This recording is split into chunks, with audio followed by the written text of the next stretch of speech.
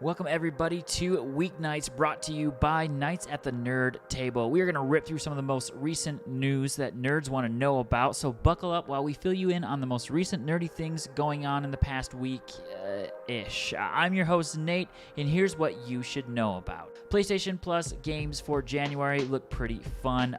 They've been confirmed to be Star Wars Jedi Fallen Order, and Fallout 76, also Axiom Verge 2, which is not a game that I'm familiar with, but I am familiar with Jedi Fallen Order. That game is super awesome. Also, Fallout 76 started off kind of rough on initial launch date, but a lot of people really enjoy it now, so maybe give that a check. Can't forget about my Xbox people.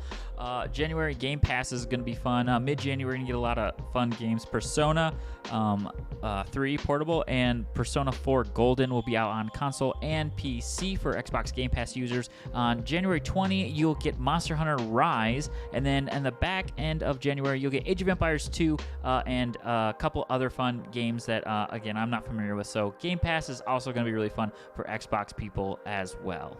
This is really interesting. So a judge recently, back in December, that's why earlier I said week-ish, back in December said it was okay that studios, like Hollywood studios, kind of had to conform and abide by some of the advertising laws in California, meaning if they promised something or alluded to something and didn't deliver, they were open to be sued. So that's really interesting news for those movies who kind of like tease a trailer and then don't ever follow through with things, or maybe have content in the trailer that you never see in the movie.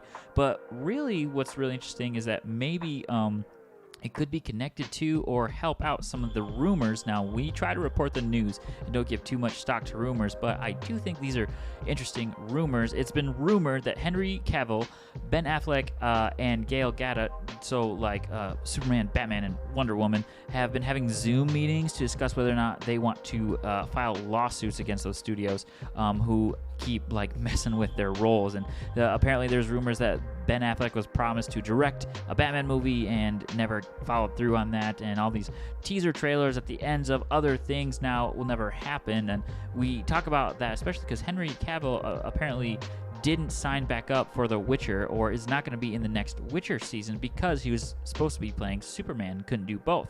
So the role of The Witcher got passed on, and we loved Henry Cavill as The Witcher. He was super fun, and he was really great. We all really liked him. Got a huge fan base there, but couldn't play both. So he played Superman and then released that he got fired from being Superman, or let go, or I don't know, kryptonite, whatever you want to call it. Anyway, he's not Superman anymore. So this judge ruling could affect some of these rumors that we have been hearing about. If you're a Pokemon card fan, this happened also in mid-December. According to the Pokemon website, Pokemon TCG packs will be increased from $3.99 a pack to $4.49 moving forward. The new distributions will offer collectors better odds of a rare, and we kind of saw that coming, right? Writing on the wall like Magic the Gathering cardboard. This happened to us kind of over the summer.